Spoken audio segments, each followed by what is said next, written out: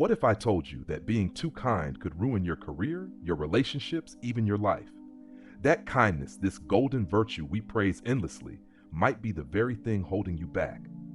Welcome to the darker side of human psychology, where being good isn't always good for you.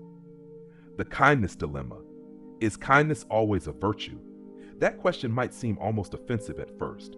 We're taught from a young age, be kind, be nice, treat others the way you want to be treated. It's built into religion, education, parenting, even business slogans. But what if kindness isn't always the noble superpower we think it is? What if, in some cases, it's the very reason people get manipulated, walked over, or even destroyed? Kindness, when unexamined, can be more dangerous than cruelty. Because unlike cruelty, kindness wears a mask. It earns trust. It hides intention. It can be used as a weapon. And history is filled with examples of both those who were destroyed by their kindness and those who weaponized it for power. Niccolò Machiavelli, the Renaissance political philosopher, often painted as cynical or even heartless, saw this long before psychology caught up.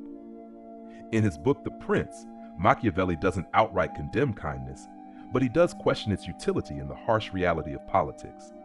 He wrote in a time of brutal power struggles in Italy, and from his view, a ruler who clings too tightly to traditional moral virtues, especially kindness, was playing a losing game. Machiavelli argued that the world doesn't reward moral purity, it rewards strategy. And sometimes the kindest thing a leader can do is not be kind at all. Sound dark? Sure. But before we dismiss that, let's explore what modern psychology has to say. The psychology of kindness, strength or weakness. In 1967, psychologist Stanley Milgram ran one of the most controversial studies in behavioral psychology. Participants were instructed to administer what they believed were painful electric shocks to another person. Why did so many go through with it? Because they were being nice. They didn't want to disrupt the experiment. They didn't want to displease the authority figure. They followed orders, not out of cruelty, but out of social compliance. That's the twisted paradox. Kindness, or rather the fear of seeming unkind, made ordinary people do something cruel. Another powerful example comes from the famous bystander effect, studied after the 1964 murder of Kitty Genovese in New York. Dozens of people reportedly heard her screams. No one intervened. Later experiments by Darley and Latané showed that when more people are present, individuals are less likely to help someone in distress. Again, not because they're bad, but because they expect someone else will do the kind thing, so no one does. In other words, kindness without courage, without action, becomes passivity. Let's bring this down from the lecture hall to the village square. Think about stories you've heard growing up. Maybe it's the kind, naive man who always lends money to neighbors but never gets it back. Maybe it's the sweet girl who always says yes even when it ruins her own plans. Or the boss who's so nice that no one respects deadlines or accountability at work. In American folklore, there's a recurring character, the village fool, the one who is too kind for his own good. He's not hated, but he's pitied, loved, but not taken seriously. People smile when they see him, but they don't listen when he speaks. Contrast that with the clever fox, sharp, strategic, sometimes sly, but always respected. The fox might not be kind in the traditional sense, but people know better than to underestimate him. The question is, who has more power, the fool or the fox? The trap of moral absolutes.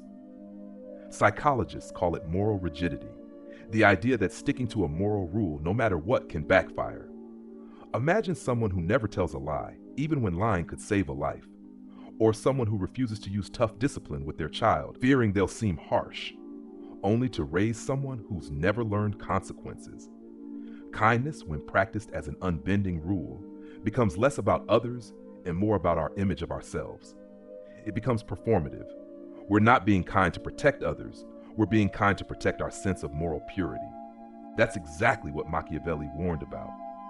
In his view, morality should serve power, not replace it. A ruler must know when to bend the rules, even when it means getting his hands dirty. Not because he enjoys it, but because the alternative is chaos, betrayal, or worse, irrelevance. In the next section, we'll explore exactly how Machiavelli breaks down this idea, and how modern leaders, even outside of politics, are using strategic compassion to lead more effectively, not just more kindly. But for now, ask yourself, have you ever been too kind for your own good? And was it really kindness, or was it fear of being disliked? Because if we're going to truly understand the psychology of power, kindness, and influence, we need to stop asking, is this good? And start asking, does this work? Kindness as a double-edged sword. Kindness helped us survive. There's no question about that. In the earliest days of human evolution, living in tribes, cooperation was everything. You weren't going to make it long if you couldn't share food, offer help, or keep peace. Kindness wasn't just nice, it was necessary. Evolutionary psychologists like Michael Tomasello have argued that humans are biologically wired for altruism. We're born with instincts that push us to cooperate, not just compete. Kindness, generosity, empathy, these were the social glues that helped early humans build trust, alliances, and safety. But here's where things get tricky. What once served as a survival tool in a tight-knit tribe can backfire in modern society, because now, kindness doesn't always guarantee safety. Sometimes it invites exploitation. And that's where the sword cuts both ways. Predictability makes you vulnerable. When someone is always kind, always says yes, never fights back, never sets a boundary, they become predictable. And in the world of psychology and social behavior, being predictable makes you vulnerable. Take, for example, game theory, a branch of behavioral economics and psychology that studies decision-making. In repeated games like the prisoner's dilemma, players who cooperate blindly without adapting to others' betrayals consistently lose. The winners are those who start kind but know when to retaliate. They're generous but not gullible. One of the classic experiments that demonstrates this was conducted by Robert Axelrod in the 1980s. He ran computer simulations of hundreds of strategies in a repeated prisoner's dilemma game. The winner? A strategy called tit for tat. Be kind first, but if someone betrays you, respond in kind. Forgive, but don't forget. Kindness works, but only when combined with adaptability. Nice guy syndrome. Let's bring it closer to home. You've probably heard the phrase, nice guys finish last.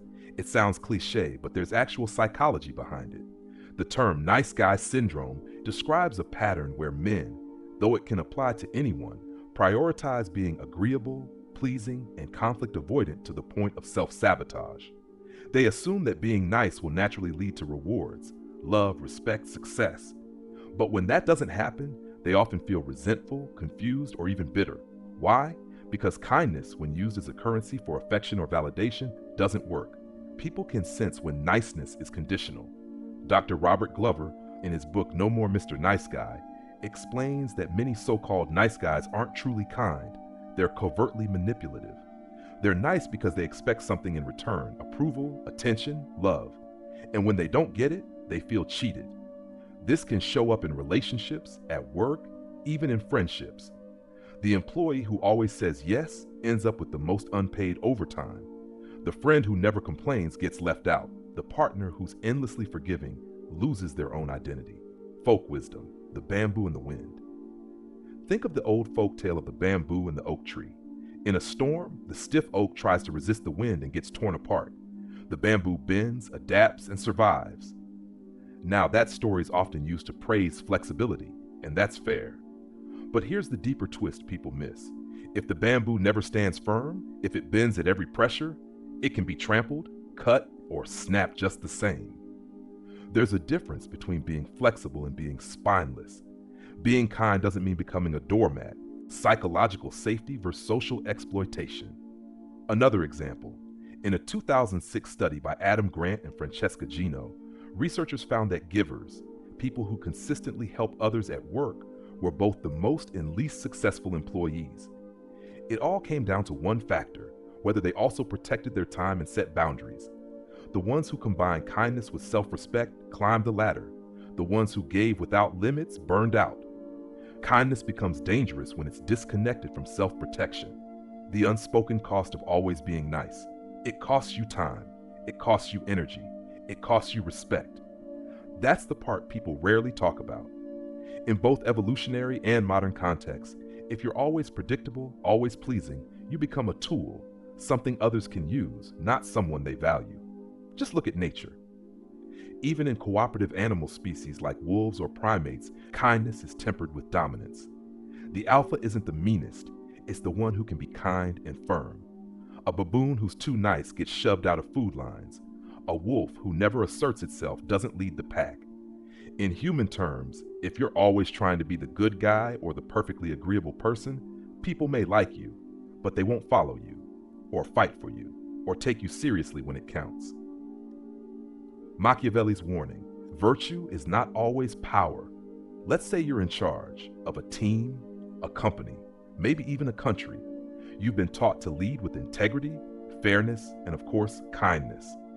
But what happens when the people around you don't play by the same rules? That's exactly the kind of situation Niccolo Machiavelli was obsessed with. In The Prince, written in the early 1500s, Machiavelli shook the world by basically saying, if you want to survive in politics or in any kind of power structure, you can't afford to be good all the time.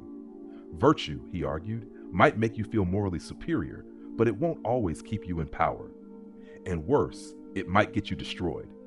This wasn't just theory. Machiavelli had seen it firsthand.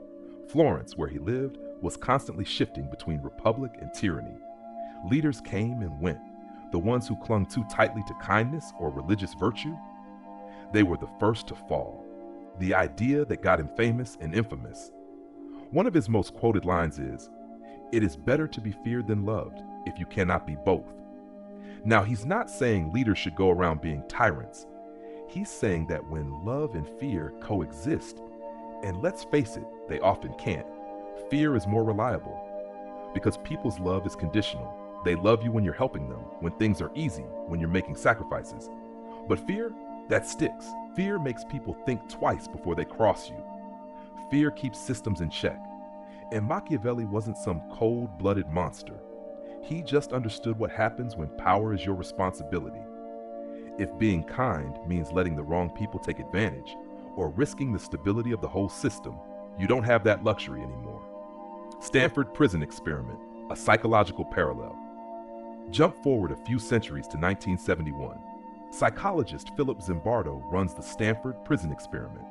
A group of college students are randomly assigned to be guards or prisoners in a fake prison in the basement of a Stanford building. Within days, the guards, average young men, start abusing their power, and the prisoners start breaking down mentally. What does that have to do with kindness?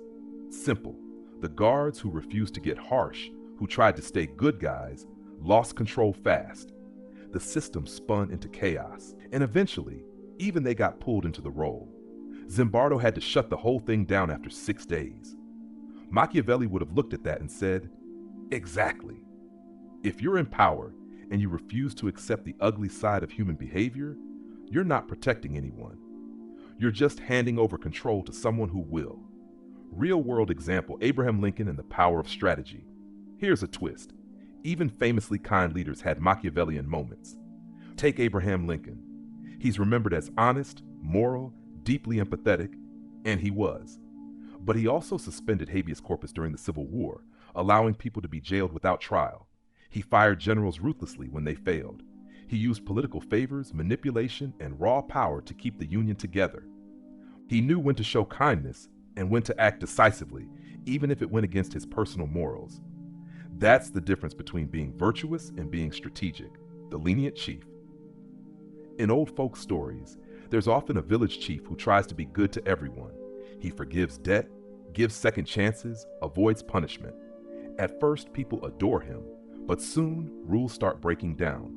The strong bully the weak, thieves go unpunished. The village becomes chaotic.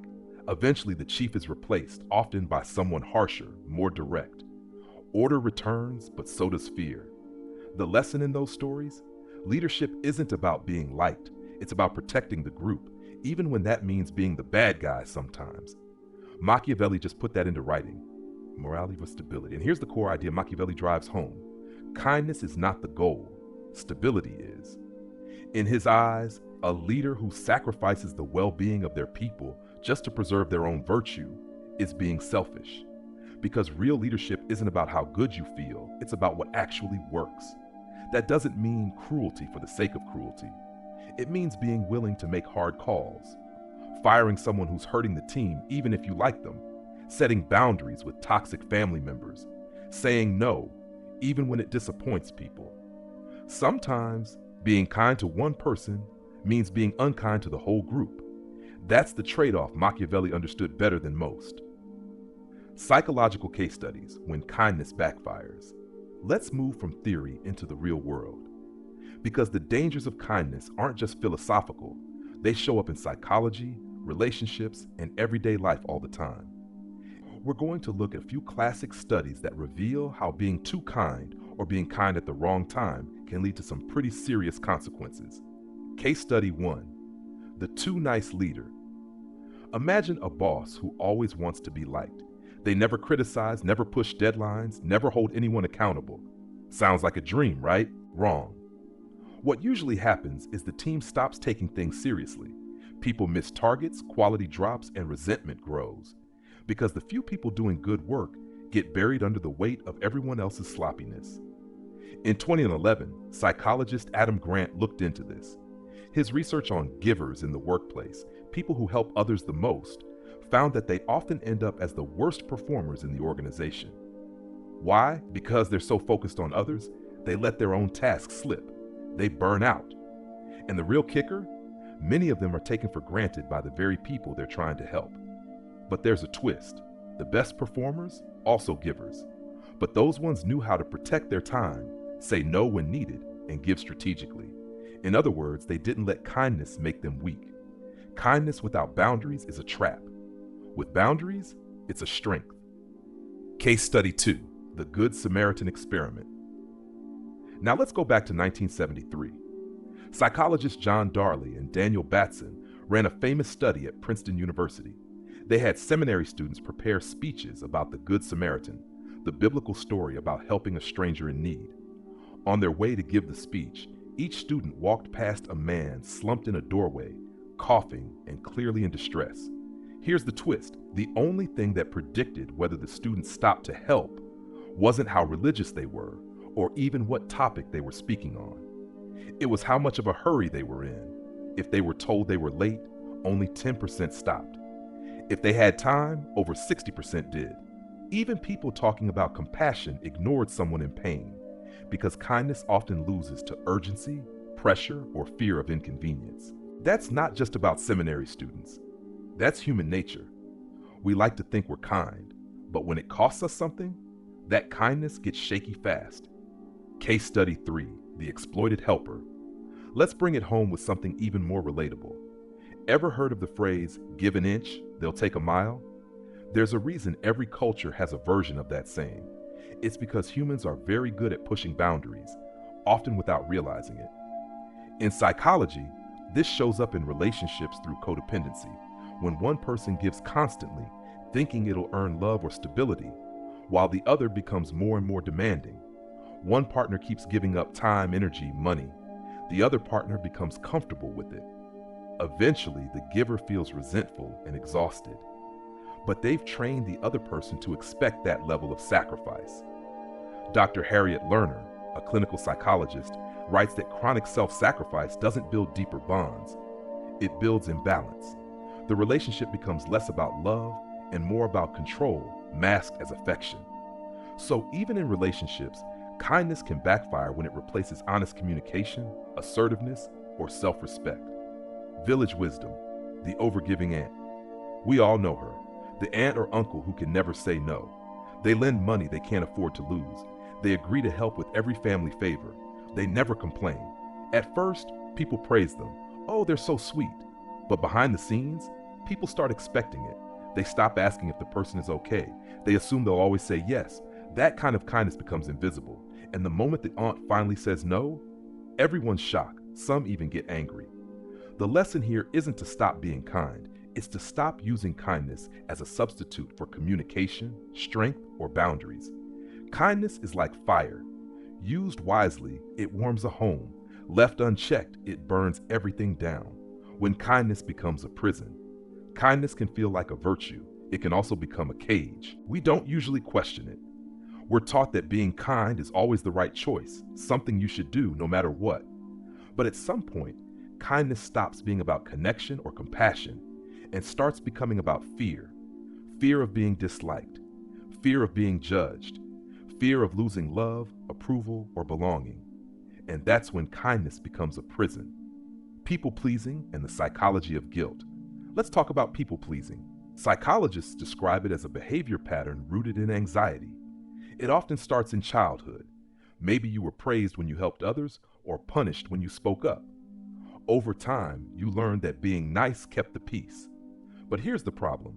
People pleasers aren't being kind because they want to. They're being kind because they're scared not to be.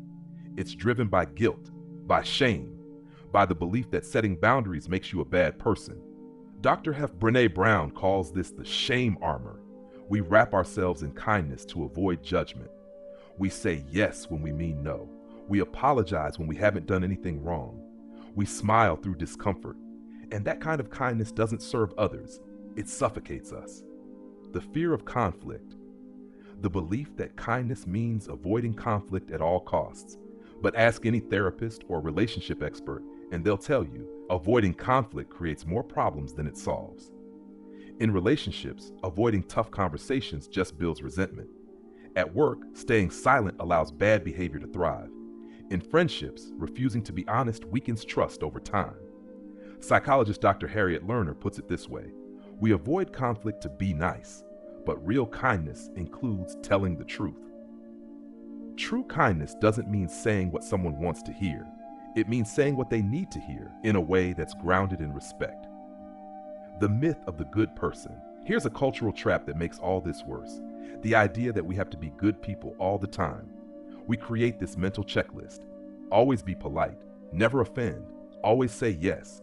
Don't upset anyone. Keep the peace, no matter what it costs you. And if we ever step outside those lines, if we disappoint someone, set a boundary, or say no, we feel like we're failing at being a good person. But here's the truth. Goodness isn't about obedience. It's about integrity. And integrity sometimes requires being uncomfortable, direct, or firm. Machiavelli understood this in a political sense, but it's just as true on a personal level. A leader, or anyone who's too afraid to say no, will eventually be controlled by those who aren't afraid to say yes to themselves. Folk wisdom, the snake and the farmer. You may know this old story in different forms. A farmer finds a snake freezing in the snow. Feeling pity, he picks it up and puts it inside his coat to warm it. Once the snake revives, it bites the farmer. As he's dying, the farmer asks, "Why did you do that?" And the snake says, "You knew what I was when you picked me up." That story isn't about snakes. It's about people who mistake kindness for safety. When you keep giving to someone who's already shown they'll hurt you, that's not kindness. That's self-neglect. Kindness has to be paired with discernment, with standards, with the ability to say, this is where I stop. This is where I protect myself. Otherwise, your kindness becomes permission for harm, the burnout trap. Let's not forget what happens when kindness becomes a 24/7 job, burnout. Whether you're a caregiver, a teacher, a parent, a nurse, a manager, if you never take time for yourself, if you never say no, eventually you run out of fuel. And when you're empty, you can't help anyone. In fact, burned out kindness turns into bitterness. You see this all the time. People who were once warm and giving become cold, detached, or passive-aggressive, not because they stopped caring, but because they cared for everyone except themselves. Psychologist Kristen Neff, who researches self-compassion, puts it simply: you can't pour from an empty cup. How to be strategically kind. Kindness isn't weakness when you know how to use it. That's the part people often miss. The problem isn't kindness itself. It's when we confuse kindness with compliance, silence, or people-pleasing. Strategic kindness is something different. It's intentional. It's clear. It's powerful. It's the difference between handing someone your wallet and choosing to give them a gift. Let's talk about what that looks like in practice. Step 1, set boundaries without apologizing. The first rule of strategic kindness: know where your line is and hold it. Most people associate kindness with always saying yes. But the truth is, people respect those who protect their time and energy. Not rudely, not aggressively, just calmly and consistently. Psychologist Dr. Henry Cloud, who's written extensively on boundaries, puts it this way: you are not responsible for other people's reactions to your healthy boundaries. Being kind doesn't mean sacrificing your sanity. Saying, I can't help with that right now, is not rude, it's honest. Saying that doesn't work for me is not selfish, it's smart. Strategic kindness doesn't run on guilt, it runs on clarity. Step 2, give from strength, not obligation. Here's a rule to remember: only give what you can give without resentment. If helping someone makes you bitter, it's not really kindness, it's self-abandonment. That means checking in with yourself before you agree to something. Ask, do I want to do this? Will I feel drained afterward? Am I doing this out of care or out of fear? When you give from overflow, your kindness uplifts people. When you give from emptiness, your kindness becomes a weight. One of the best examples of this comes from the airline safety rule we all know. Put your oxygen mask on first before helping others. It's not selfish, it's survival. You can't help anyone if you're gasping for air. Step 3, choose who deserves your compassion. This one's tough, but it's essential. Not everyone deserves your kindness. That doesn't mean you treat people badly, but it does mean you stop pouring compassion into black holes. People who constantly take, lie, manipulate, or disrespect you. That's not a kindness issue. That's a judgment call. Strategic kindness means protecting your energy for people who value it. In psychology, this is called reciprocal altruism, the idea that we're wired to give and help when it serves a cooperative relationship. If someone consistently abuses your kindness, they've broken that social contract. You're not unkind for walking away. You're wise. Step 4, use kindness as influence, not armor. This is where Machiavelli would nod in agreement. Kindness, when used strategically, is influence. It can open doors, it can disarm enemies, it can shift a conversation or a negotiation in your favor, but only if it's used with awareness. One of the best examples comes from emotional intelligence, a concept made popular by psychologist Daniel Goleman. People with high EQ don't just express emotion well, they read the room. They understand timing, tone, context. They know when a kind word will land and when silence speaks louder. They don't use kindness to prove they're good people. They use it to move people, connect, inspire, or calm a storm. That's power. In old tales across cultures, the most admired heroes aren't the loudest or the cruelest. They're the ones who can fight and forgive, who can lead with strength but still show mercy, who don't seek war, but when war comes, they don't flinch. The kind warrior is a powerful figure, not because they're nice, but because their kindness is chosen, controlled, directed. They're respected, not because they're soft, but because they know when to be soft and when not to be. That's strategic kindness. Lessons from history: power through flexibility. You don't have to look far into history to see the proof of everything we've talked about so far. The leaders who lasted, the ones who shaped empires or moved nations, they weren't always the most virtuous by textbook standards, but they were flexible. They knew when to lead with kindness and when to lead with grit. That flexibility was their superpower. Alexander the Great, ruthless tactician, strategic charmer. Alexander the Great was known for his military brilliance, but he wasn't just a war machine, he was also a master of winning hearts. When Alexander conquered Persia, he didn't wipe out the culture. Instead, he embraced it. He wore Persian robes, married a Persian woman, and even adopted local customs. Some of his own men hated it. But Alexander knew that showing respect to the people he ruled would win their loyalty faster than swords ever could. This wasn't soft-hearted kindness. It was strategic kindness. He could be brutal on the battlefield, but kind in diplomacy. And that's what expanded his empire faster than almost any leader in history. He wasn't one or the other, he was both. Abraham Lincoln, the kind leader who made the toughest calls. We often remember Lincoln as a man of deep compassion and empathy, and he was. But behind that kindness was a backbone of steel. Lincoln suspended habeas corpus during the Civil War, allowing the government to jail people without trial. He navigated political rivalries by appointing former enemies to his cabinet.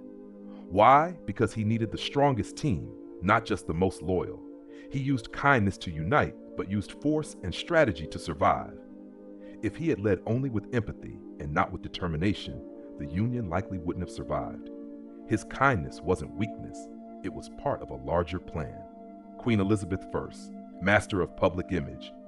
Elizabeth I ruled in a time when female monarchs were doubted, dismissed, or used as political pawns. She knew she had to project authority, but she also used calculated kindness to shape her image. She walked among her people. She gave impassioned speeches. She even referred to herself as your servant, building a bond with the public. But behind the scenes, she crushed rebellions. She executed traitors. She made brutal decisions to preserve England's power. Elizabeth wasn't kind because she was afraid. She was kind because she knew when it mattered. Martin Luther King Jr. paired with unshakable resolve. Dr. King led with love, peace, and compassion. But don't mistake that for passivity. He was deeply strategic. Every march, every speech, every moment of silence, it was all designed to reveal the cruelty of his opposition and force the world to watch.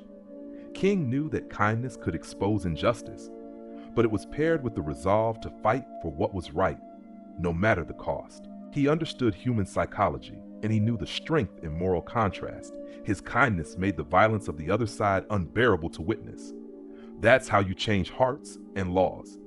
His kindness wasn't about being agreeable, it was about creating moral power. Folk wisdom, the shepherd and the staff. There's an old story told in different forms around the world. A shepherd leads his sheep with two tools, a staff and a voice.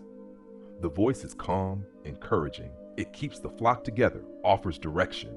But the staff is there too, sometimes to nudge, sometimes to defend against wolves, sometimes to block a path. The best leaders, the story goes, use their voice as often as they can, but they're never afraid to raise the staff when the moment demands it. That's power through flexibility. That's leadership that lasts. The psychology of power, why we respect toughness. We like to think we admire kindness above all else. But when it comes to leadership, relationships, or even who we trust in a crisis, kindness alone doesn't always win. The truth is, on a deep psychological level, humans are wired to respect strength, not violence, not cruelty, but toughness, the ability to stay calm under pressure, to set boundaries, to make hard calls when nobody else wants to.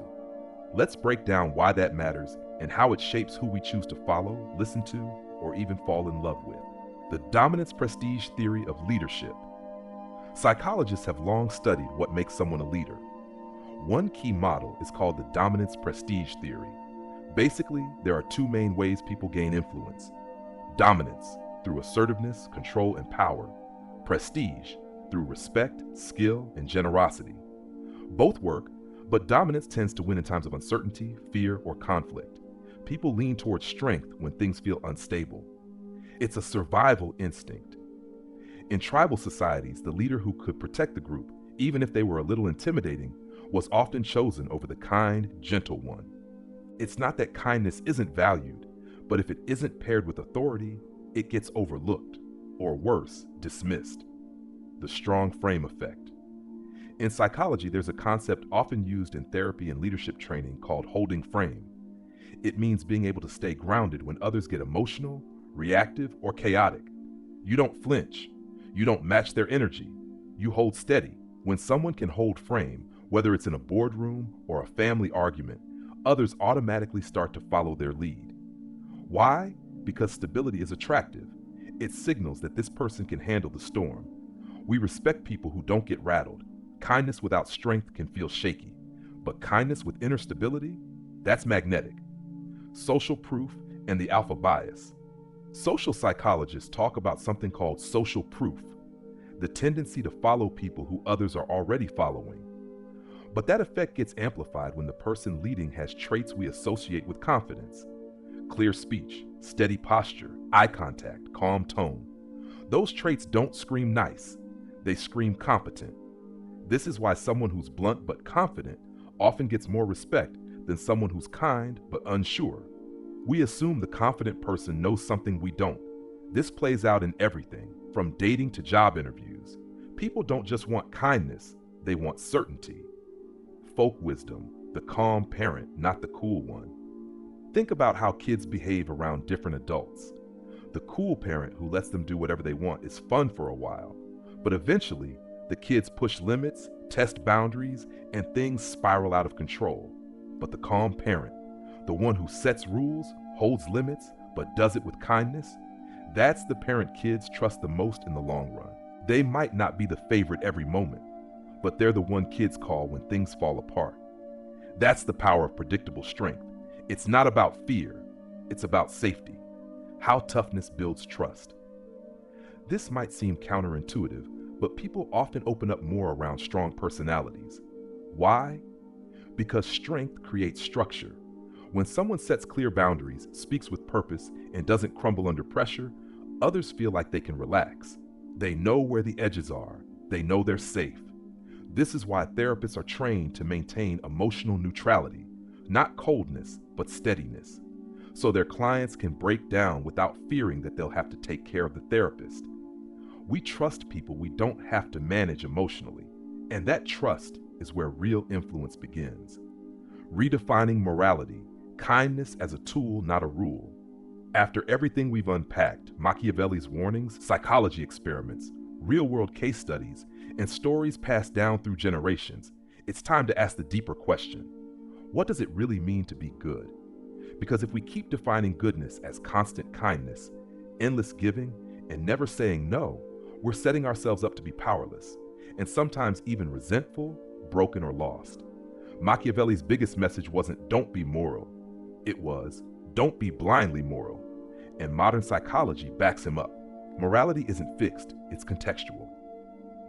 Psychologist Jonathan Haidt, in his work on moral foundations theory, shows that morality isn't universal. It shifts based on culture, values, and even emotions. What one society sees as virtuous, another sees as weakness. What one moment calls kind, another calls naive. So if you treat morality like a rigid checklist, you'll constantly be in conflict with yourself and the world. The smarter path is to understand morality as contextual. It adapts, it evolves, and that's not a compromise, it's wisdom. Strategic kindness is still ethical. Here's the fear some people have. If I stop being nice all the time, does that mean I'm becoming selfish or manipulative? No. Being strategically kind means you're protecting your energy so you can give to what matters, being honest instead of people-pleasing, giving when it helps, not when it enables, choosing when and how to be compassionate without letting others dictate it for you. That's not manipulation. That's agency. You're not using kindness to control people. You're just not letting kindness control you. What does it mean to be good? Being good isn't about being liked. It's about knowing what you stand for, treating people with respect, but not submission, helping without sacrificing your soul, leading with compassion, but never at the cost of your own dignity or purpose. Machiavelli wasn't telling us to throw out morality. He was telling us to wield it like a sword, not a leash. And that may be the most empowering version of goodness we've got.